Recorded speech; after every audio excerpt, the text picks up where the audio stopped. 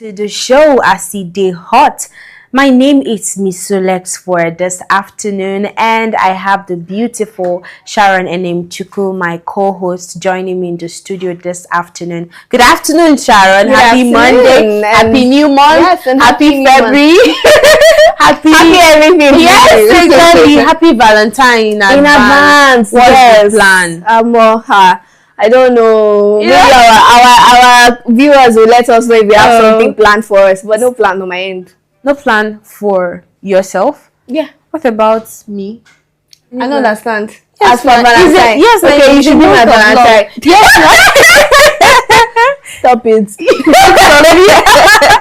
All right, I don't have any plans, but I mean, if our viewers have plans for us or for themselves, maybe they can share it in the comment section. But let's go straight to the stories making rounds on social media this afternoon. Now, a comment by the Minister of the Federal Capital Territory is generating heated debate on socials, raising fresh questions about governance priorities, workers' welfare, and what leadership should look like in tough economic times.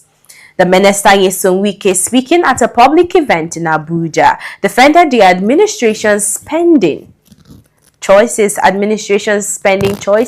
saying government cannot commit all available funds to salaries and allowances because money is also needed to buy official vehicles and construct roads. In his words, how would we buy vehicles and construct roads if we bring out the whole money to pay allowances and wages? We can't do that. Let's take a look at the video. Nobody can just bring out the whole money and pay allowances and wages. How will we buy these vehicles? How will we construct the roads? How will we rehabilitate the schools? And this were in TSA, and it was difficult for us to access funds. What was happening was just approvals, buying of computers, the whole money will finish. And yet you say, when this minister was there, he couldn't do anything. How would he do something? He would go and print money. When I came, this FCT idea was 9 billion naira. 9 billion a month. Today, by the grace of God, we have hit not more than 30 billion naira every month. Now, what is called performance? What is called performance? So if we have 30 billion, and then we move 2 billion naira to augment for salary, and then it's okay, remove another 12 billion naira for infrastructure. Meanwhile, political debate has intensified around the lifestyle of Nyesom Wike, Minister of the Federal Capital Territory. Social media is awash with images suggesting that Wike has added a Mercedes Maybach to his fleet months after being linked to a Rolls-Royce purchase. Now, both vehicles carry price tags, though to run into hundreds of millions of naira. Supporters say he is entitled to enjoy personal wealth earned over years of public life. Critics, however, argue the optics couldn't be worse, coming at a time when ordinary workers are reporting delayed or unpaid salaries, rising inflation, and hardship across the country. Now, while no law stops an official from buying luxury vehicles, political observers note that leadership is often judged not by legality but by empathy and relatability. In an economy under strain, many Nigerians are left asking, should leaders wear luxury when citizens struggle to eat? Let's take a look at the new acquired Maybach by the Minister of FCT.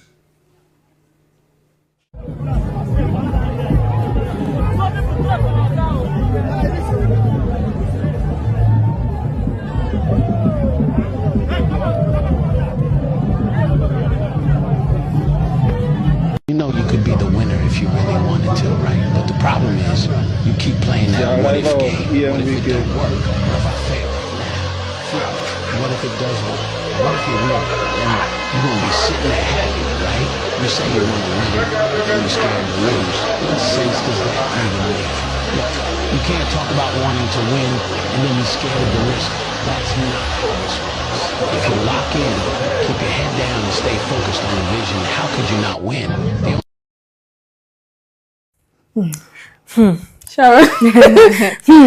Wow, this new purchase of his has reignited a lot of public backlash. A lot of people saying that, I mean, there are workers as of last week that were protesting in the office of the Federal Capital Territory, saying that their salaries and wages have not been paid, and Wike coming out to say that he cannot that he needs to buy vehicles. If he should pay salaries and wages, how will he construct roads and buy vehicles? But now he has gone ahead to buy a new Maybach after purchasing a Rolls Royce. Sharon, your 2%. It is because, right, we have already come to that point in our lives or as a people that when politicians do things like that, it is no longer surprising. But I think what is even more painful about Wike's situation is the fact that he came out and publicly said that the requests of these workers, what they're demanding, is something that he cannot work with, that there's nothing he can do about it. He came out and he said that they are making ridiculous, they have ridiculous expectations and ridiculous requests. And after that, he also made mention of, if they like, they should hire 1,000 workers to come to Abuja and protest, that it's not going to change anything. And then, like you rightfully said, he came out as well and said, if they now pay everybody, which money would he use to construct roads and buy vehicles? And I just think that it is the I don't care attitude for me. I know you can see this, but I don't care what you think, and I'm not going to also board. I'm not going to do anything to try and please you. So now the government is no longer to serve the people. The people are now the ones serving the government. Is really quite sad. But 1.2 billion naira Rolls Royce. How much does a civil servant earn monthly? How much does a public servant earn monthly? Do you think that amount of money that he used in acquiring a Maybach, do you think it is, how should I put it, he earns enough to spend such amount of money? Because a lot of people are saying that he looted the taxpayers' money and the salaries that he's supposed to pay workers.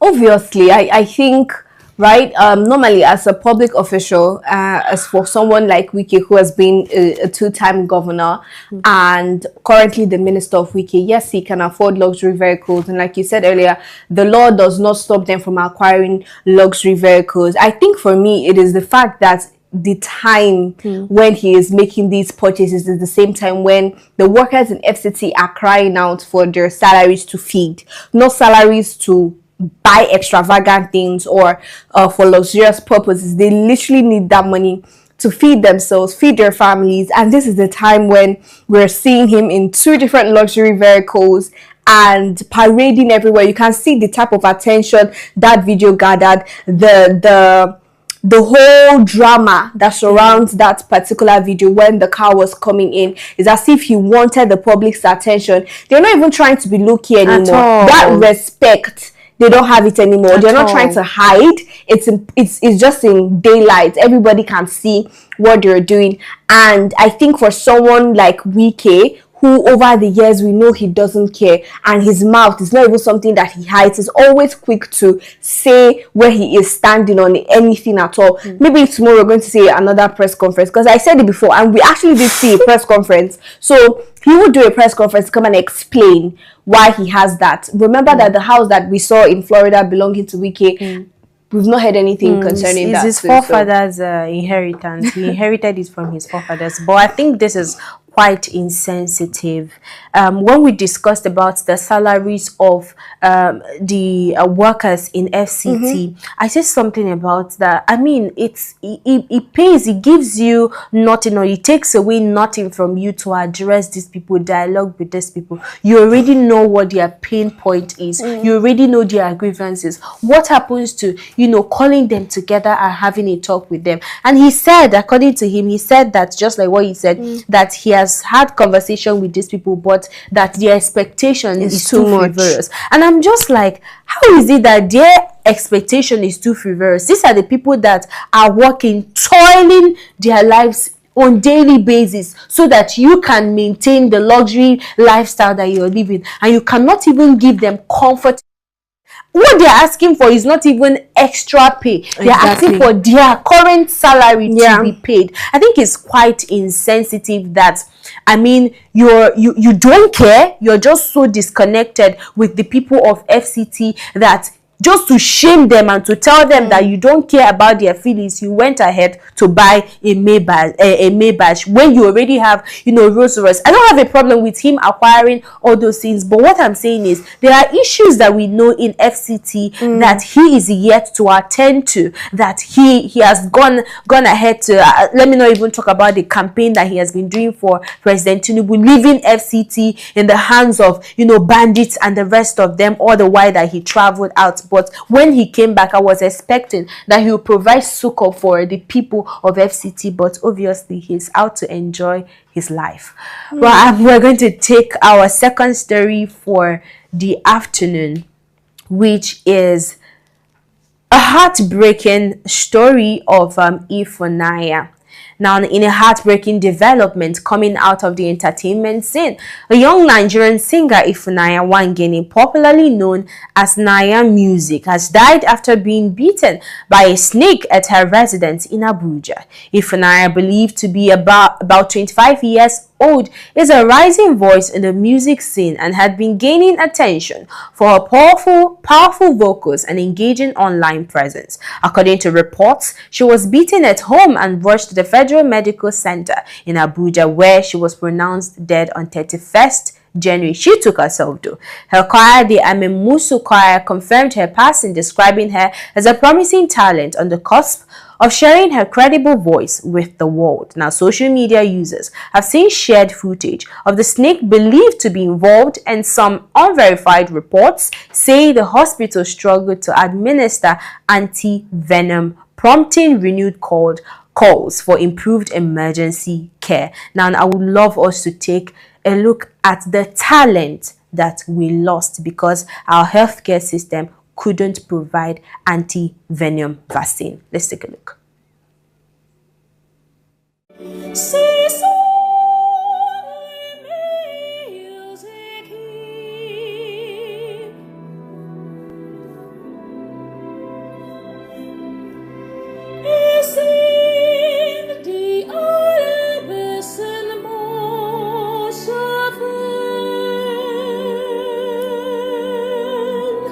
The main event.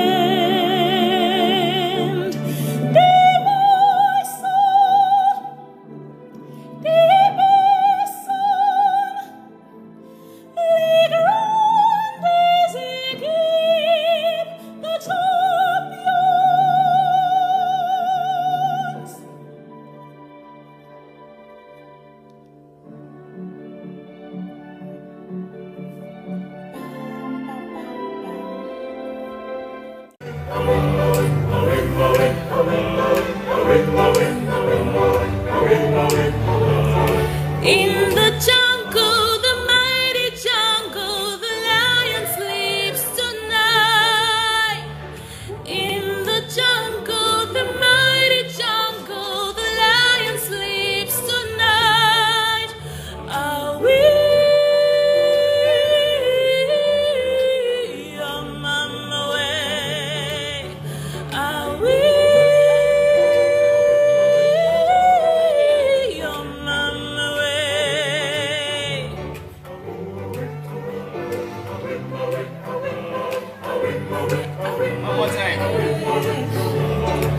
Tragic story for Nigerians and the entertainment industry. This actually brought tears to my eyes when I saw this young rising star dying as a result of snake bite. But let's look at the background of the story now. According to her friend who was on call when this happened, because when she was bitten by the snake, she reached out to her friend who was on call with her. When she left, she according according to her, she said she applied first aid by tying the place The area where she where she was had, yes, bitten. the snake bite. And she went to the hospital. The first hospital that she visited said that they don't have the anti-venom vaccine for the this thing. And then she had to leave to a different hospital, still on the snake bite. And the second hospital she went to, they said, she explained the situation, and they had to untie this thing she tied earlier, and then administer the drip to her. And now it was after that administration of the drip that she started having slurry speech. She couldn't speak well because she was on call with her friend all throughout that process. And it was after then that later we heard that she died. And now a lot of people are saying, where are we going to? Who are we going to apportion this blame to? Are we going to apportion it to our healthcare sector, or are we going to apportion it to the personnel in the healthcare sector, or the government? It's not even a question, right? You go to a hospital, and you know that the sad thing, and which a lot of Nigerians need to understand, is she did not die immediately from the snake bite. In fact, she was sleeping when she felt pain, right? And then woke up. All this while she was jumping from one hospital to the other, she was still alive and was still talking, like you said, with her friend. It is the fact that you went to a hospital, the first hospital, they don't have anti-venom. How will you not have anti-venom in a society where we know there are snakes everywhere? It's not like, for instance, I saw a post on X when someone was talking about the snake bites and how it's been 50 years since they lost anybody to snake bites. 50 whole years. It's not as if it's in the UK where they think they've eradicated snakes. This is a country where we have slumpy areas, we have bushy areas, there are literally snakes everywhere, and we don't have anti-venom. So it is it is the healthcare, right? It is the government's attention to healthcare that is at fault here completely. And I agree with Aproko doctor when he came out to explain what exactly went wrong and where we failed this young lady, this young promising talent. The fact that the government is concentrating on building ultra-modern hospitals. We want to build the big hospitals and call the press. Exactly, call the press, call for attention, announce that you're building this, they have this facility and have that facility. They cost so much, but you don't have anti-venom. And you know what the funny thing is? I like that this thing is in Abuja. Yes. Because this is the FCT, the capital of Nigeria, the freaking capital territory. You are going to a nearby hospital and they don't have anti-venom. So no, this is not about even personnel, because it's not the personnel that will go and purchase the anti-venom. Although they have a role to play. Why would you go to hospital? They untie you that you were bitten by a snake. They untie you and they put did you made it flow? Yeah, I made in her body. Because why if the ones that we know, and I'm not even a medical practitioner, if you are bitten by a snake, you just wrap it until you get anti-venom. Exactly. You know you don't have anti-venom. Do you know what will be the worst part? Is if they now find out that hospital didn't even have the anti-venom at all. Maybe they don't even collect money. Maybe they just want to collect money. That would be the saddest part. And you know, okay, before I even talk about what we should do to them, let's just still talk on this first. The fact that Nigeria as a whole, our FCT hospitals, we don't have anti-venom. What a shame. It's a very big shame. And to think that she went to the first hospital, she took herself. It's not like she was washed. She took herself. You know, when you think you are to save her life, thinking that maybe she can't walk or she was walking perfectly. She fought the fight. Went to the first hospital. There was no anti-venom. Went to the second hospital. They now had to remove the first aid treatment she administered herself and then applied drip to her, administered drip to her. And according to research, the research said that it was that drip that spread the entire venom. And when you remove that thing, you've given room for it to spread through the veins and other parts of the body. And that was exactly what happened to her. And the reason why I asked you, who do you think is to be blamed? I think, first of all, I am going to blame the government. First of all, because we talked about how Abuja is the capital, the federal capital of Nigeria, and how such a thing should be arousing in Abuja itself. Now, I was expecting that in Nigeria, in a working system, unlike other countries that, is working, is supposed to have anti-venom, all these vaccines. But the government now cannot provide 24 hours electricity. And that is why you see these hospitals, they don't have this kind of this thing. I made this kind of vaccine. I made some research, and they said that anti-venom is more like a protein that you administer to somebody that was being bitten by a snake, and is being kept in a temperature, a controlled, highly controlled temperature, and which is more like in the freezer. But tell me, in Nigeria now, which state, like I said in the morning when we were discussing about electricity, have 24 hours power supply? But I understand what you're saying, but I don't think really it's the fault of them not having fridge, because they do have fridge where they store blood and store other things. But what I'm saying now, yes, we have fridge that they store other things, but is there constant power supply?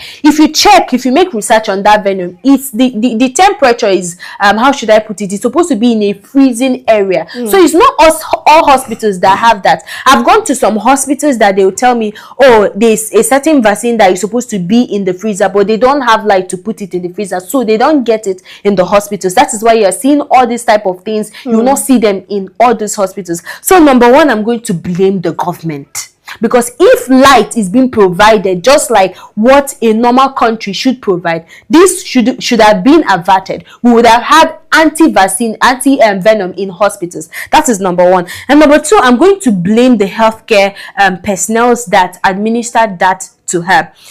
I believe that when somebody comes and explains the situation they're having, because I believe they asked her questions and she was able to, answer those questions. They ascertained that, okay, this is exactly what happened. This is the type of snake that bit her. What are you going to do at the first instance? That is where I'm blaming them. While removing that particular thing, it shows that there is no professionalism in. They don't know what to do. They don't know exactly what to do. And this thing of selfishness, because another thing I see playing out here is selfishness. You want to get the money instead of you to say, maybe I don't have this. This is the hospital I feel will have it. It would have saved her life. But it's really, really, really, really tragic that in this time people are dying of simple things that can be avoided. 2026. Like, see, I don't think we should let this matter die down. You see that hospital?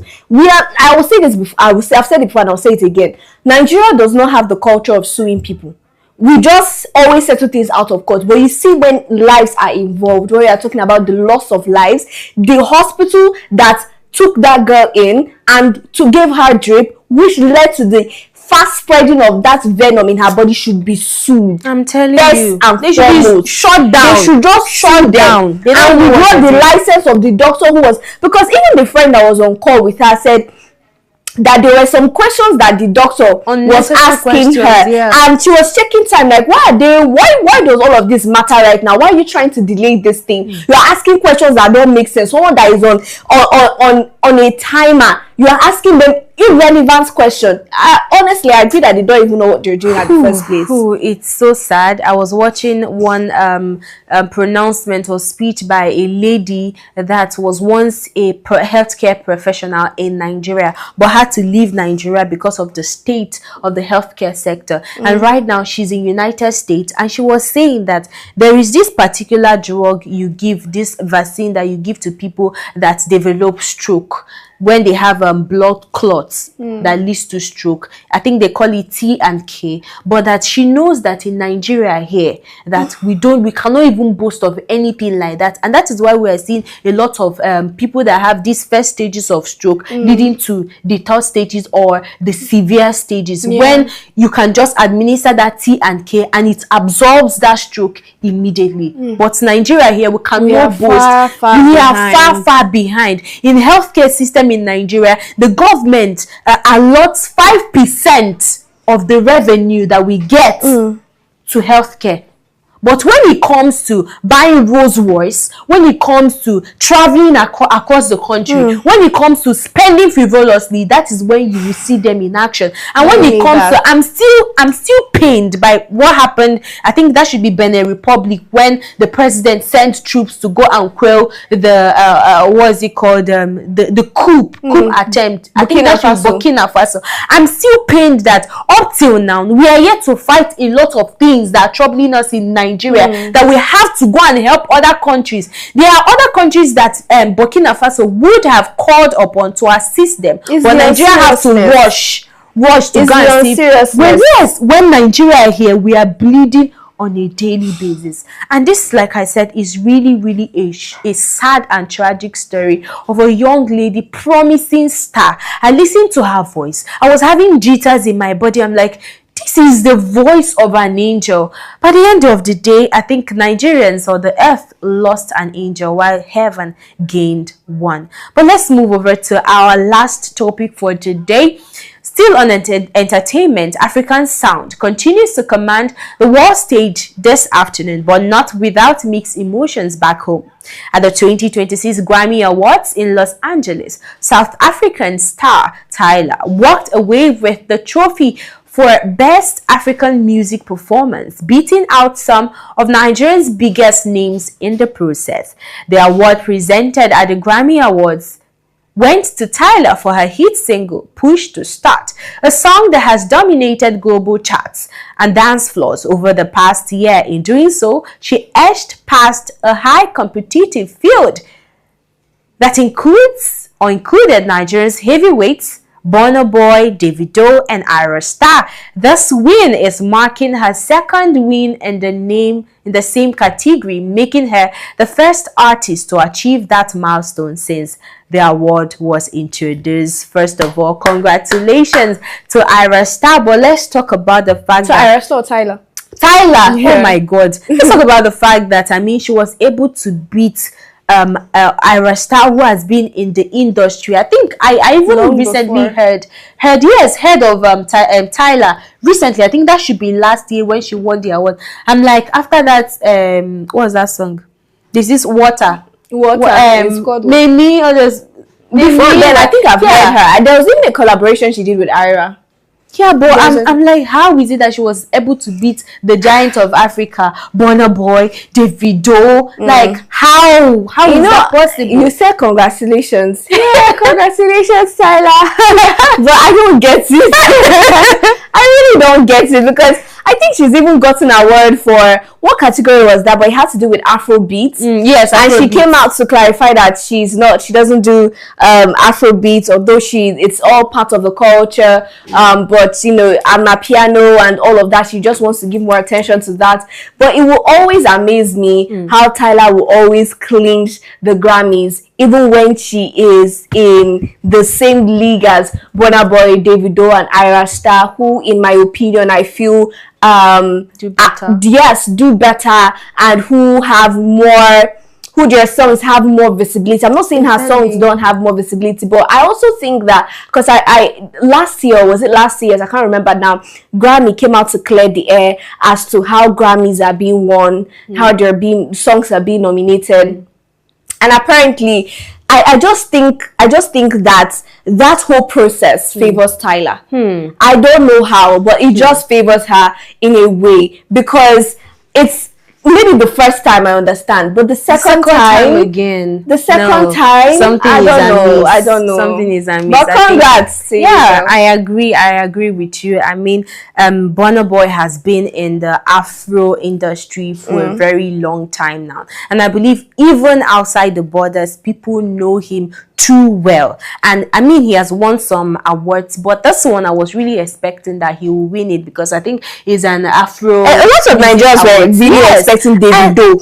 Davido or Ira Star too. Or Ira. I mean, she is doing exceptionally well, but I mean, maybe it's just the process we don't understand. Yes, you don't understand it, but maybe next year will be better for our Nigerian stars. Or they should just forget about the Grammys. No, we can't forget about. Maybe you just forget about the Grammys, because But yeah, let's The just younger keep is too hoping. much. But this is where we're going to call it a wrap on Aside Hot right here on Active Citizens. If you're still watching for the first time, this is Active Citizens, and the show is Aside Hot. We air every Monday to Friday, and we have morning pause, afternoon, which is Aside Hot that you're listening to right now, and evening Parliament, where we discuss issues bordering the country. But like I said, this is where we're going to call it a wrap. But don't forget to subscribe, like, comment, and share. We will see you later in the evening for Active Citizens Parliament. Thank you, Sharon, by the way. Do have a lovely day.